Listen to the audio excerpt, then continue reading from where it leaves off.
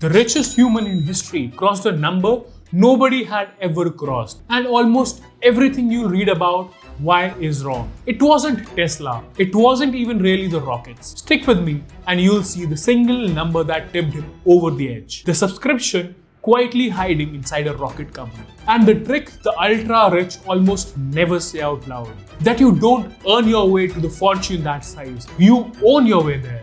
Elon's just the most extreme example alive. But that same difference between earning money and owning it is quietly deciding how wealthy you will ever get.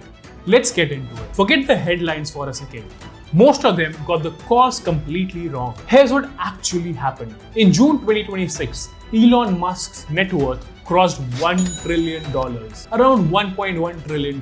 The first time any human being has ever been worth $1 trillion.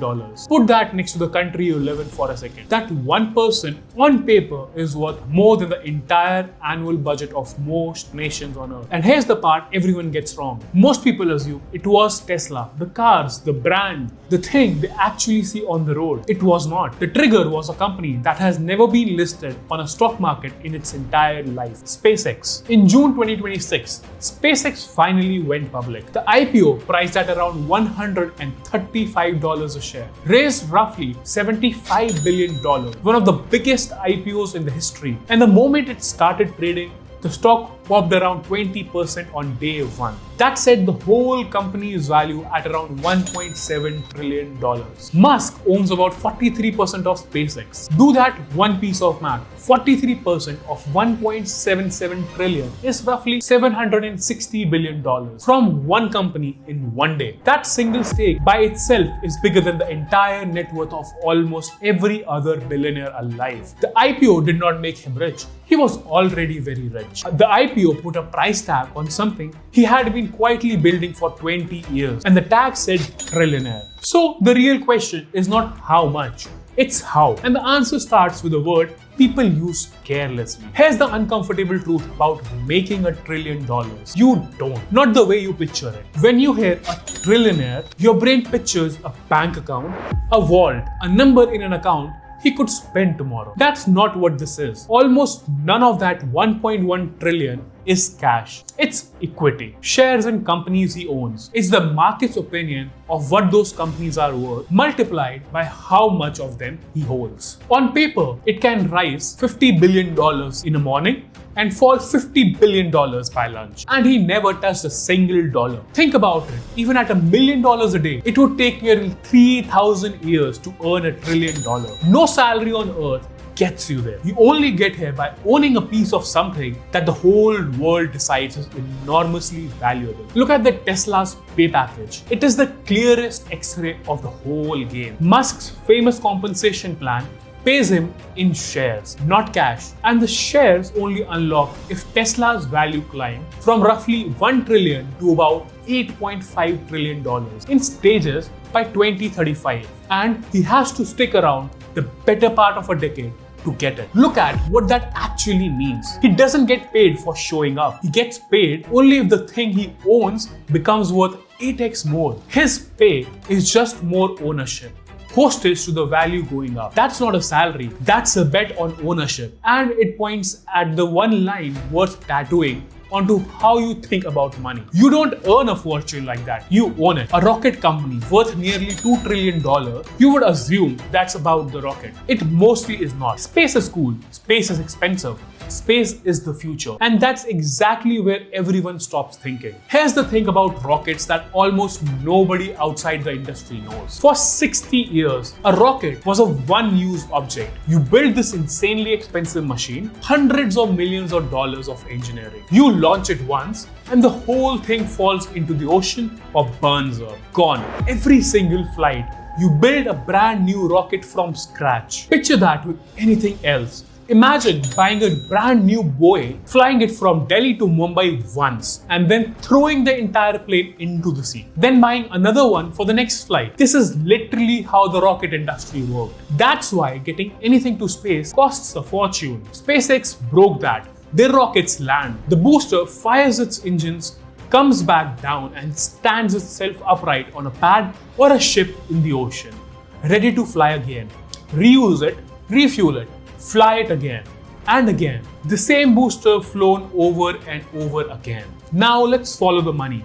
When you stop throwing the rockets away, the cost of putting 1 kilogram into the orbit doesn't drop a little, it just collapses. And once you're the cheapest by a mile, everyone, every government, every satellite company, every single rival has to come to you to get to space. SpaceX now launches more than 80% of all mass humanity sends to orbit. Not a slice, overwhelming majority. ISRO, NASA, private companies, the world's ride to space increasingly runs through one company's reusable rockets. So that's the dominance. Cheap, repeatable, owns the road to space. Impressive, but here's the twist. That's still not where most of the money comes from. The rockets are a setup. The real business is hiding behind them, and it looks nothing like a rocket company. If it is not the rocket, then what is it? Take a breath. This is the part that reframes the entire company. SpaceX's biggest business is internet, a monthly subscription. The rocket company is secretly a telecom. It's called Starlink. Thousands of small satellites in low orbit, beaming internet down to a dish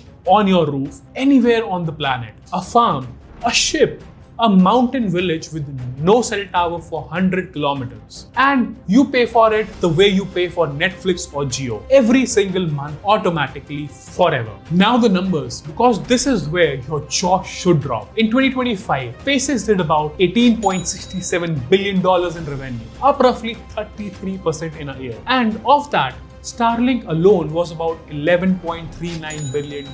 That's about 60% of the entire company. The subscription is bigger than the rockets. Roughly 10.3 million people now pay for Starlink, fed by a fleet of around 9,600 satellites circling overhead. And in India, where huge stretches of the country still has weak or no broadband, Starlink cleared the big license back in 2025. But in June of 2026, the government froze the final go-ahead over security concerns. So commercial service is on hold. When it does switch on, think about what it unlocks. Internet in places a cable was never going to reach. Here's why this changes everything about how you value the company. Selling a rocket launch is a one-time deal. You do the job, you get paid once, you then hunt for the next customer. A subscription is recurring. The same customer pays you the next month and the month later, whether or not you do anything new. Investors will pay enormously more for a dollar that comes back every month than a dollar that comes once. That's why the markets look at SpaceX and sees not a rocket maker, but a money machine that builds the planet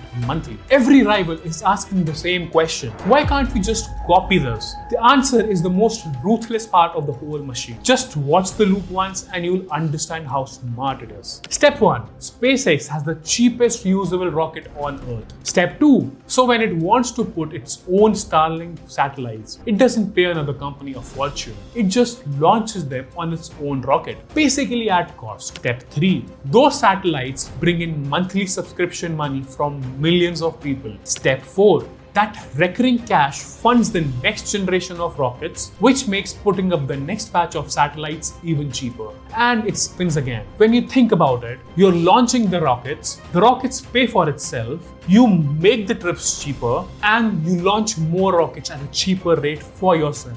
And all your competitors have to come to you to launch at the cheapest price possible. That's a flywheel. Each turn that makes the next one easier. Now try to be the competitor. To match Starlink, you need to put a global fleet of satellites. To launch them affordably, you need cheap reusable rockets. To build those, you would need about 20 years and tens of billions of dollars. While the leader gets cheaper further ahead every month using money you don't have. You're not behind in a race. You are locked out of the building.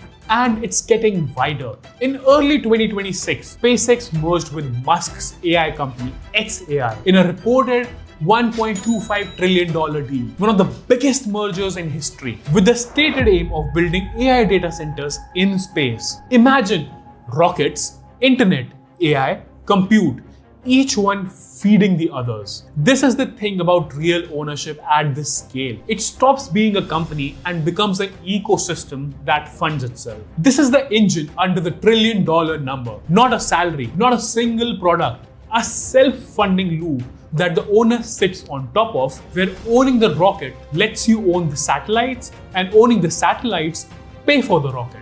The wealth is not earned year by year. It compounds because of what he owns. What does any of this has to do with you? More than you would like to think.